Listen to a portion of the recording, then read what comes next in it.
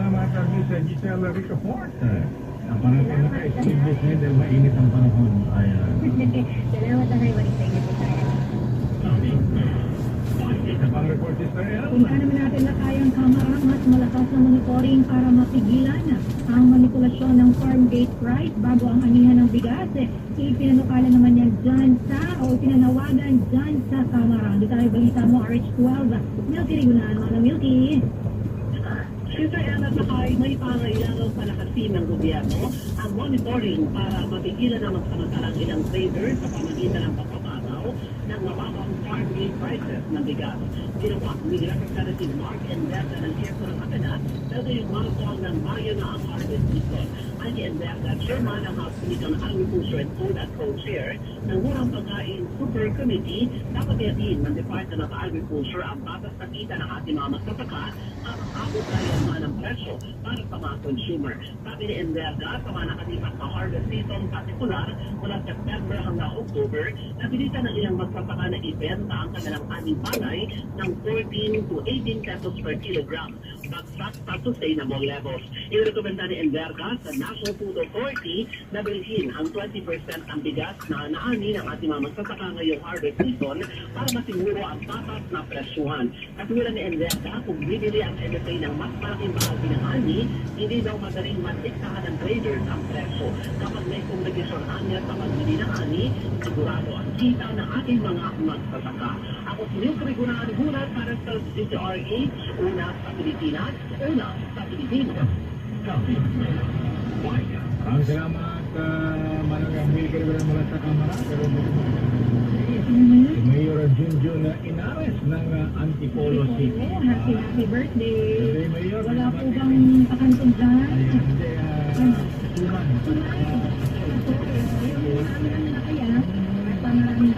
Kaya ba ni Cordial Marabakami at happy birthday ni kay Paul Barol Sipol, mga pres. Ito yung water sana, birthday niya ngayon. Kaya mati ni Mortal Sipol, Roland Paulino, Real Sipol, Raul Canon, at Radio Sipol, Baba BBM Morana. Happy birthday din kay Kuyang Efren De Leon. Aba si Orly Carolito, di ba Happy birthday sa ating titang Luwari. Rumulo. Ang ating service legend. Maramdam ka naman. Ayan, Morly Alino, ayan, Romulo Carolito, Marcho, ha? Romulo, ha? Very much. Ang Romulo pangalan. Carolito, Aka Morly. Happy birthday kay Chito Barrios ng Isirap, ha? Ay, Chito, birthday mo pala, ha? Salamat yung mga tigo. Ayan. At happy birthday kay Kuya Dante Marig. At congratulations sa mga officers ng University of the East Alumni Association Incorporated. Ang Chairman Atty. Jose Jojo Yap, Vice Chairman Atty. Ulysses Sevilla, President Lamberto Tagayuma, Vice President Fidel Calvan, Vice President for Judicial Affairs Felix Reyes, Board of the Advisors, lulupit, ha? Former Chief Justice Executive Secretary Lucas Bersamin, Supreme Court Justice Japar Di Maampaw, former Supreme Court Justice Dante Pina, at Congressman Bumok Artisa. Congratulations. Report mo na kay Boy Gonzales, dating Manila Mayor Isko Moreno, kung siyang bumalik sa dating galing sa Luzon. Suportahan ni Mayor Hani Lacuna. Ayan. Iba yata yan, ha?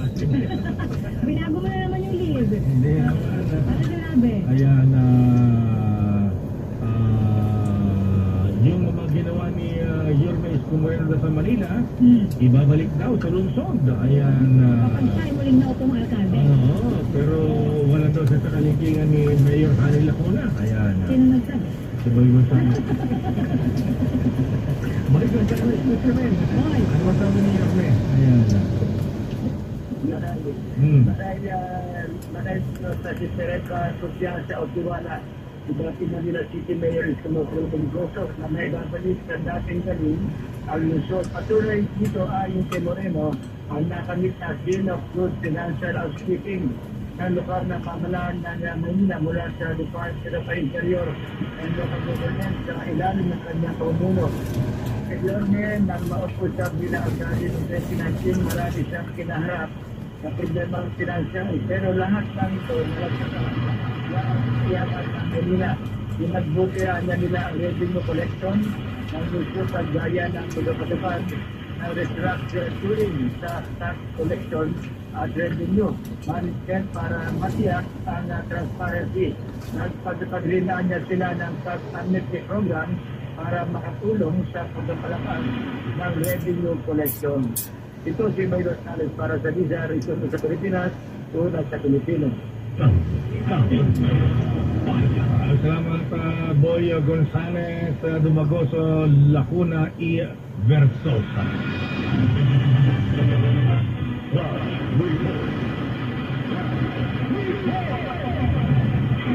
Nakapagid pala to? Laban bawi. Ang sibak naman na kahit anti-kidnapping group director matapos ang kidnap incident dyan sa Taguig. Binawi ng Philippine National Police. Ito ang balita mo, RH52, Edniel Parosa. Edniel. Kinapirma ni PNP spokesperson, Police Director General G. Ardola. Pinawi ang kapag-pulisya itong relief order kay Police Colonel Edner Ragay. Pinag-hepe ng anti-kidnapping group sa General Orders o General Order No. 55 na inilabas kahapon ng Orders. Nakasaad sa Lanified itong pagsimakinan dahil o katapusan ng Pebrero. Ang kapit sa bawal kumalakon ng halalan o election period. Ang paglipat na kahit ang opisyal sa uwan ng pamalaan. Una itong pagsak sa Commission on Elections. Habang nagsiratay, bilang direktor ng AKG ay pura ng pinasyon. Ang Criminal Investigation and Detection Group o CIDG ang nangyari kidnapping sa 14 anos sa Chinese National Republic. Bilang sabay ng Ministry ng PNP ay kung bakit walang naresto sa mga suspect ang mga katotohanan sa pag-recover sa biktima sa bahagi ng Paranaque. Ito sa Edwin Adulat, Lakay. Kaya babalik si Major General Sidney Hernia at saka si Major General Cariaga. Wala kayong matagal na silang regulo yan, di ba? Sa una, 10 days lang, tapos sa extend last year. Pero naparito na talaga sila for good ng mga bagong direktor ng NCRPO. At dito nga sa Anti-Cybercrime Group, ang ECG director ngayon lakay dati SPD Chief, General Bernard Yang. At ang NCRPO ngayon, kilala natin si General Adiringa Lakay. Sila na talaga lakay yang directors sa NCRPO at ACG. Ang hirap lang pala magtrabaho ng maayos. Ano? Pagka nakakasagasa ng malaking isda, tinatanggal. Saka wala na tayo lakay, tama ka, wala nang balita dun sa picture. Saka naman sa ori na yun, kaya hindi na pag-usap. Ayan, naulang tuloy tayo ng bilis sa lideran ng PNP. Ayan, sabay yung mga nagtatrabaho ng maayos, sinisibak. Yung mga hindi, binabalik. Ano ba yan? What is happening to our country general? Ay, kung malala ko na kay, nagulat pa nga dyan dahil malitan doon sa tibak doon sa dalawa. Nakapalan mo si sa Taok naman, Taok site, may sibak din na nangyari, fire. Hindi, nagkatagtagan yun. Lakay kung ano, nung pag-rate na sa big lugar at sa Okay. walang update. Diba, tuloy-tuloy ang pogo. Tuloy ang ligaya. Protektado ang mga big quiz. Okay, maraming salamat sa inyo. Balik kayo na kaya Giselle. Sandali lamang Congressman GP Padiernos. Ayan. Ikaw ka na doon. Bago pumasok, lasing na siya. Dahil sila ang prompter, di na tayo magpapapag-report. Sandali lamang sa ating mga report. Pabalikan natin sa atin ni GP Padiernos ng GP RTV. Galing sa puso. Akala ko mapagmahal na puso. Galing sa puso ang service na nagbigay. Sister L. Yes, 9:42. Ang balitang ito ay hatid sa inyo ng Skin and Laser Hub ng Makati Medical Center. Ang balitang ito ay hatid sa iyo ng ACS Manufacturing Corporation, ISO certified, maker of world-class quality Pride detergent. Para sa paulit-ulit na pain, kailangan Champion detergent. Para less time sa labada, more time sa pamilya. Uno Plus. Sa Uno Plus, kalidad na maaasahan mo. Serbisyong tuwak sa'yo. Champion detergent. Para less time sa labada, more time sa pamilya. Okay. Dati, wala pang aray sa likod. At dati, wala pang aray sa kasukusuan. Paulit-ulit ang pain, huwag kailangan. Kailan ang galing kumalaw long lasting sa buong araw. Tuloy-tuloy ang ginhawa ko. Pag-aray na Eskelan. Hindi na yan. Up to 12 hours release. Metocin sodium is the generic name of Eskelan. This is prescription consult your doctor. May kaltas pala sa sasahurin ko. Pare, para sa ating din yan. Gaya ng PhilHealth, mabuting insured ang health sa pamilya natin. Bagay, nung nananatimitin, malaki na bawas sa bill ko. Pero, hindi ko naman natin nagagamit eh. Walang problema doon. Sa contribution natin sa PhilHealth, panatagda sa pamilya mo. At marami pa tayo sa babae na tutulungan. Gaya na sa kapatid kong nagda-dialysis. Ayos pa lang PhilHealth mo, pre. Sa ambag ng bawat isa, nakikinabang ang maraming pamilya. Yan ang diwa ng bayanihan sa PhilHealth. Perfect!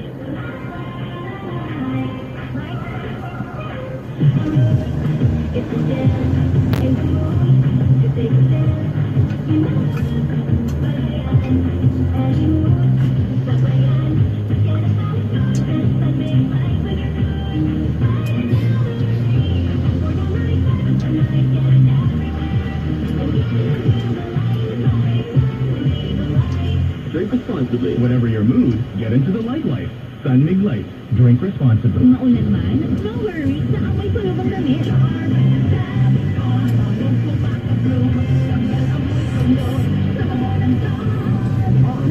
With Ultrax technology.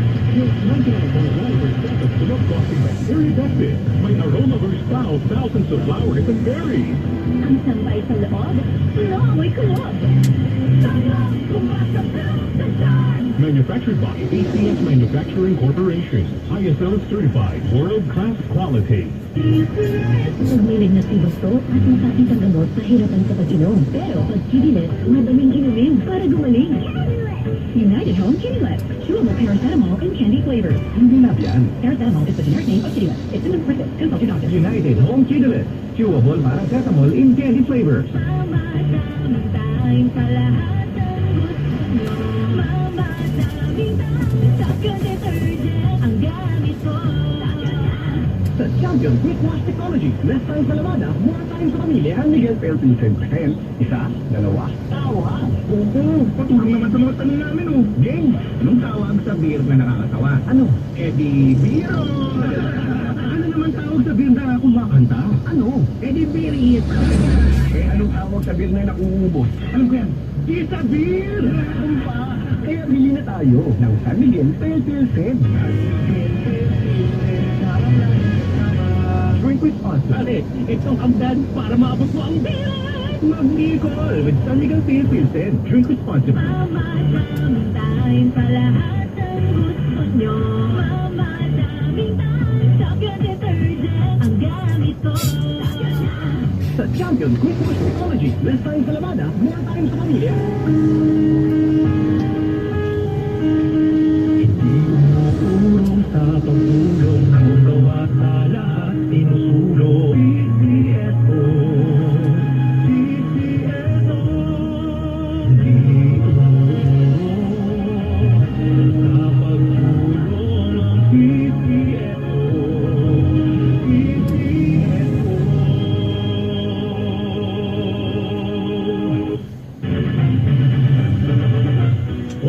Report. Nako, may lindol si Sir L. Ayan. Malakay. Malakas ang lindol sa Davao City ngayong alas 9:42. Ayan. Ilang magnitude yan lakay? Sa Davao, 4.7 magnitude. Oh, Ayan. malakas-lakas to ha. Mhm. Ayan, sabi ni Teacher Manang Bing Adalin, abay, hindi ako magalaw, medyo nahilo ako. Ayan. Oh. Ako, Manang, baka naglilihi ka. Lakay at her age daw, hindi na daw. Ba't siya pwede mag-iang 64 years old? Ayan. Menopause na yun. Ayan, ganun ba yan? Ayan. So, lindol po, ayan. Sana'y walang napinsala. Report.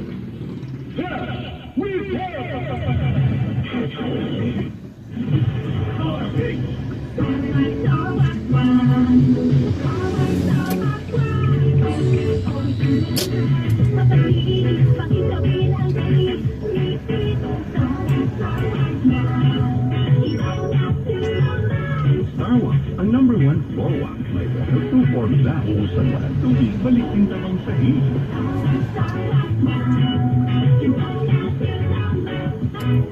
Starwax Floor Wax, manufactured by ACS Manufacturing Corporation, ISO certified, world-class quality. Tibakin ang korupsyon, tibakin ang katiwalian, ang gumagana naman ang bayan. Iba Party 93 sa Maloha. Political advertisement before and by Tiba Party, address 271 More, Barangay San Jose, Cubao, Quezon. Nalipa ng mga papaya soap? Napansin niyo ba mga girls and guys? Aminin, gusto niyo ring pumuti. Sa dinami-dami ng papaya soaps na makikita niyo sa groceries, may isang namumukod tanging White Rose Papaya. Mula sa White Rose, dahil hindi lang papaya extract ang ingredients nito, meron ding vitamin B3.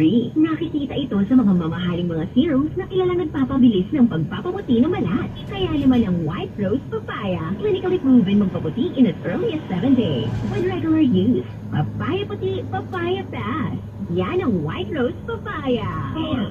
Mama, tamang time pa lahat ng gusto nyo. Mama, daming time, champion detergent ang gamit ko. Sa Champion Quick Wash Technology, less time sa labada, more time sa pamilya. Tapan ako ngayon, sabay sigurado, sabay protektado, ang pamilya ay i-shield mo. Dapat ang pamilya i-shield mo, ano pa rin ba i-shield mo? Shield Bath Soap. Patay ang 99.9% of bacteria and virus tested. Believe ang mga eksperto sa Philippine Nurses Association. Shield Bath Soap, manufactured by ACS Manufacturing Corporation, ISO certified, world-class quality. Mayor Janet, Star City, Mayo Masalma ang inyong lingkod. Laging handang maglingkod sa bayan, kahit walang formality. Siyempre, kahit walang pork barrel, parang itong kaharap lang natin. Pero happy birthday muna kay Gerald. Akala ko naman ayun eh.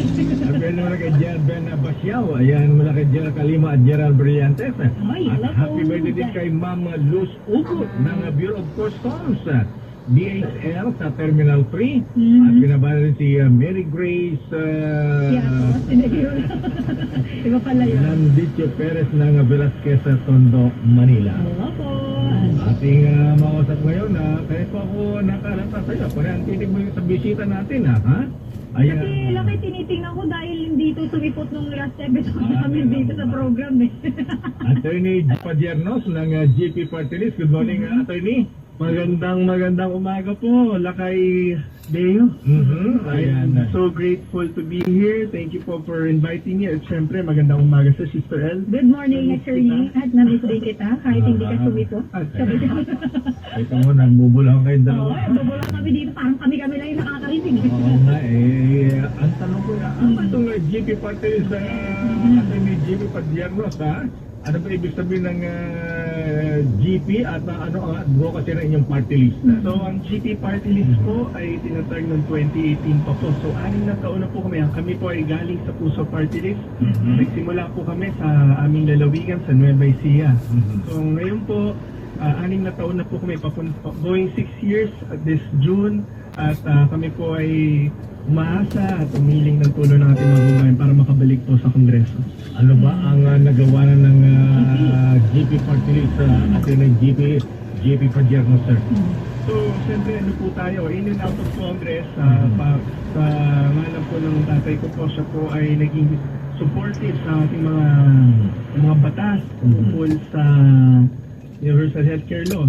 So, ang ating advocacy po pala, ng una, yung ating edukasyon, pangalawa, yung ating kalusugan, at siyempre, yung pangatlo po ay yung ating kabuhayan or livelihood.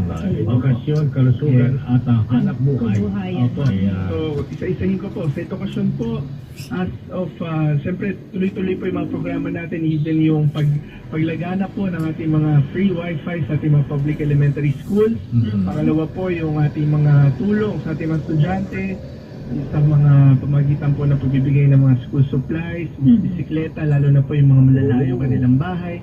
At as of today po, Kayo na, ha? may bisikleta pala kayo. Hihingi ka ba lakay? Okay. So, at pangatlo po yung ating ginagawang mga bibigay na scholarship. Mahigit 50,000 na po na pamigay natin, lalo-lalo na po sa mga anak po ng ating mga farmers. malaking bagay. Then, pangalawa po, yung sa ating kalusugan. Mhm. So, sa kalusugan, importante po yan. Ginagawa natin yan especially do sa iba't ibang lugar. And then in Nueva Ecija, tayo po ay gumagawa ng medical mission. Kompleto po yan from blood test, ECG, X-ray, urinalysis. Meron na rin po tayong ultrasound, may doctor consultation at libre pong gamot. Kaya na po natin yung mga programa, yung mga usually na kailangan nyo pa pumunta ng ospital sa mga barangay para ba hindi na sila mahirapan bumiyahe at hindi na sila kailangan magbayad ng pamasahe. Kasi JP, ang party ko, nationwide yan. Opo, nationwide. Kayo po ay nakabati sa Nueva Ecija. Baka sa Nueva Ecija, halaman po, meron yan. Ito ba ay meron din sa iba't ibang lugar? Opo, siyempre po. So, galing sa Puso Party List po, siyempre tulad ng sinabi ko kanina, nagsimula lang po kami sa Nueva Ecija dahil doon po kami taga-roon. Pero, Linya, kumbaga. opo, siyempre, kumbaga, everything starts at home. Yes. Diba? So, ngayon po, naisipan namin na parang it's about time since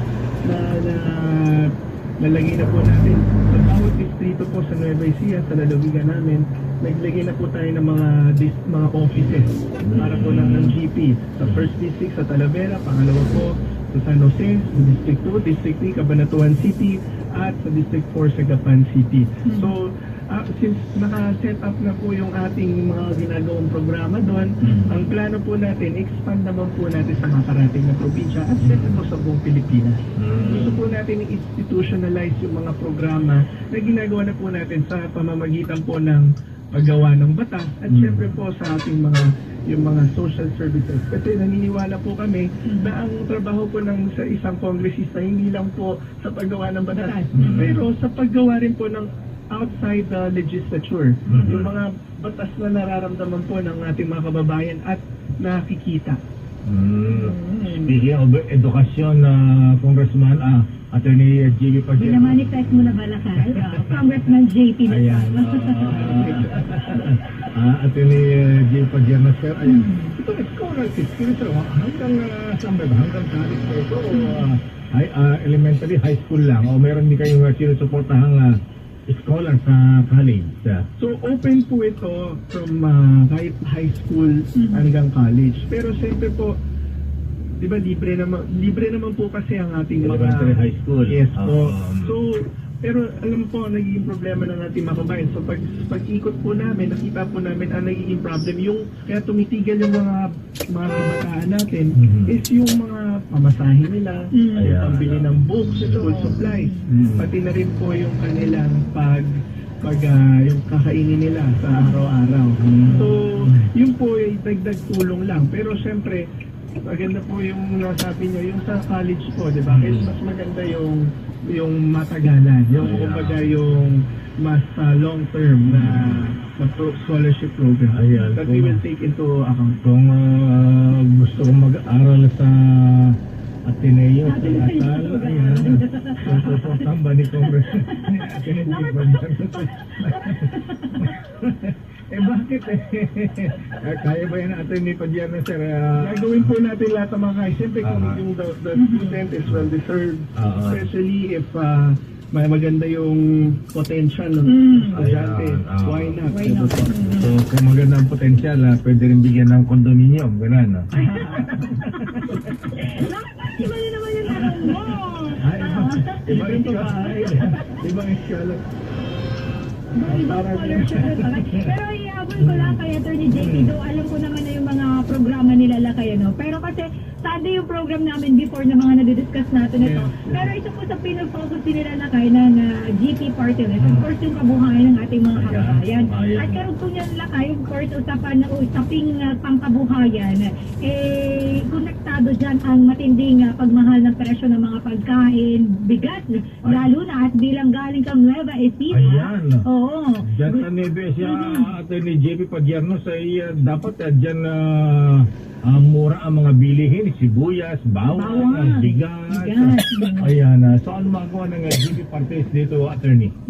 So maganda nga na mention So, of course, yung ano natin, yung ating inflation, worldwide inflation yan. Pero yung sa atin, yung pagtaas po ng bilihin natin, mga naisipunan, tayo po ay supportive.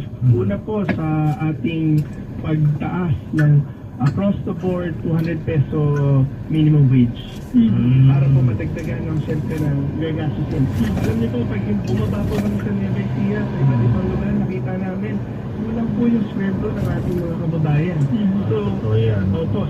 So ano po ba? Ang Sister, alam naman actually ko, kulang pa sa kanya namamahal ng mga make. Malaki ba yung sweldo ko lang? so pag tayo po ay nabalik sa Kongreso, ang hinanap po natin, gumawa tayo ng legislation para makontrol po natin yung price hike. Pero hindi po lang yun, hindi lang din po yung sustainable. So kailangan po talaga natin, lalo na po sa bilhin ng pagkain, ay pagsuporta po sa ating mga magsasaka. So paano po natin gagawin yun? Siyempre po, tuloy-tuloy naman po ang ating mga subsidies na ginagawa ng ating Department of Agriculture, mga fertilizer, yung ating mga seedlings, mga tractors. Pero kailangan po natin improve naman yung post-harvest facilities. Yung mga dryer, yung processing po ng palay to bigas. And then yung storage kasi madami pong nasuspoil. So sa lalaguigan po ng Nueva Ecija, ang ginagawa po doon, yung ating local government. Babatiin ko lang din po sa ating aming governor dyan, Governor Oy Umali. Good morning. Nino ko po. So, ang ginawa po doon ay binibili po yung bigas ay yung palay from our farmers na secure yung kanilang presyo. So, sabi niya nga po, ang pag-import ng bigas is okay. Pero dapat i-secure po natin yung mga presyo na ibibili ng national government or local government doon po sa mga local production. We have to support our local farmers, yung production po ng mga agricultural products. Lalo na po sa amin kasi malapit po sa aming mga puso ang ating mga magsasaka dahil po sa ang Nueva Ecija po ay kilala bilang rice granary of the Philippines. Kaya lang, tinalo na yata ka ng Mindoro. Ayan na. Nung high school ako, elementary, pinag-aaral na, rice granary of the Philippines. Central Luzon. Ngayon ay Mindoro na yata. Mindoro na ba? Nakuha na ba ang trono? Papayag ba ang Nueva Ecija, Lakay? Siguro pag ang bigas dyan sa Nueva Ecija ay 29 pesos per kilo, ayan, rice granary of the Philippines. Ibabalik na yung tito lang. Pagkalakay mo, dagdag ko lang po yung ating tayo rin po supported sa mga batas on waste to energy. Dahil po sa pagtaas ng oil prices natin, hindi na naman po sa Pilipinas, sa buong mundo, kailangan po natin gumawa ng mga sustainable, renewable energy source para mapababa rin po natin yung mga presyo ng ating mga bilihin. Ang dahil binabala ka pa gusto gawin na ano. Actually, ang dami pa niyang sasabihin. Wala na raw tayo oras Ayan, pero bago natin bago magpaalam si Congressman GP Padiernos, eto muna. Si Congressman. Your business is our business. Hi kay Kong, batiin lang natin na kahit si Kong GP. Saan ba siya ngayon? Balita ko nasa LA no, kasama doon yung mga may team showing daw doon sa LA. Ayan. Hindi ko alam, ikaw nakakalat po. Meron ng Metro Manila Film Festival doon sa America, attorney? Nandun po si ating First Lady sa pagkakaalam ko po. First Lady to support our the film festival that was supposed to be done on January po. Kaya lang po nagkaroon di ba po ng forest fire. Naku po. Siguro papalabas yung yung sa Malacanang. Ayan. Made in Malacanang. Ang tagal na nun, last year pa yun. Baka di pala papanood sa Amerika. Ganun ba? Meron na yan sa Netflix yata. Ganun ba? Report mo na ni Miss Sofia. Balita negosyo muna tayo. Ang Department of Tourism, magtatayo naman ng Eco Tourism Center dyan sa Santiago City. Ang gataway balita mo, Sofia Gans. Sofia. Inilunsad ng Department of Tourism o DOT at ng lokal na pamahalaan ng Santiago City ang pagtatayo ng Darius Hills Ecotourism Center na naglalayong palaguin ng turismo habang pinapanatili ang natural at cultural heritage ng lugar. Pinamalahan ni DOT Secretary Cristina Garcia Fresco ang groundbreaking ceremony kasama si Santiago City Mayor Eliza Tan. Pinuri rin ni Secretary Garcia ang proyekto at sinabing mahalagang hakbang ito at ang pagkabuyod ng sustainable tourism at maging ng inclusive development. Bukod sa pagpapaganda ng lungsod, inaasahan rin ang ecotourism hub na lumikha ng iba't ibang trabaho at pangkabuhayan sa mga lokal na komunidad. Nagpahayag naman ng kasalamat si Mayor Francis DOT dahil sa suporta nito